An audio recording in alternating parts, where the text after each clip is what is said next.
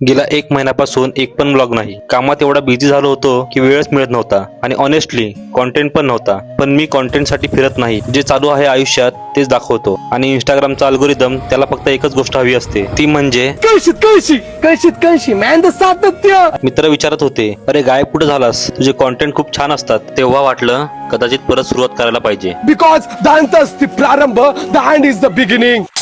नमस्कार मित्रांनो, मी आहे वैभव, श्रद्धा, भक्ती आणि थोडा थरार शोधणारा तुमच्यासारखाच एक साधा ट्रॅव्हलर. आणि आज आम्ही चाललोय सह्याद्रीमध्ये असलेल्या महिमंडन गडावर.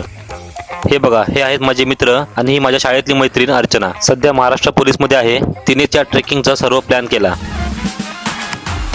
तासाभरात आम्ही गडावर पोहोचलो होतो. गडावरती भवानी देवीचे मंदिर आणि काही पिण्याच्या पाण्याचे टाके आहेत. नवीन तो काळा काळा होणार होता. आम्ही सोबत आणलेले टेंट लावून घेतले, कारण आम्हाला आजची रात्र इथेच काढायची होती. रात्रीच्या जेवणासाठी थोडी लाकडं गोळा केली. थोडा अंधार पडल्यावरती कॉफी बनवली आणि मग लागलो जेवणाच्या तयारीला.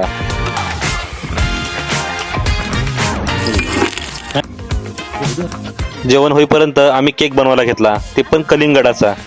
असंच बनव, फक्त छोटा बनव. छोटा बनव. हो, दादा. वेगळे वेगळे केक. ती कप एक मी कप दाख.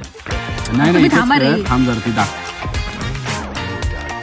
तब्बल 2 तासांच्या प्रयत्नानंतर आमचा फ्रूट केक रेडी झाला. Happy birthday to you, happy birthday.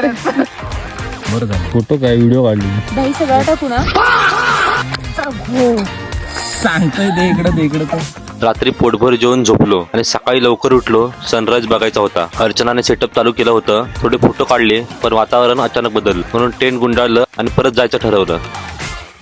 मित्रांनो, तुम्ही बघू शकता वातावरण एकदम चेंज झालेलं आहे. काही प्लॅन पूर्ण झाले नाहीत, पण काही मोमेंट्स मिळाले जे प्लॅन केलेले नव्हते. आणि कदाचित ते जास्त रिअल असतं. आयुष्यात सगळं आपल्या मनासारखं होतं असं नाही, पण जे होतं ते फील करून घेता आलं पाहिजे.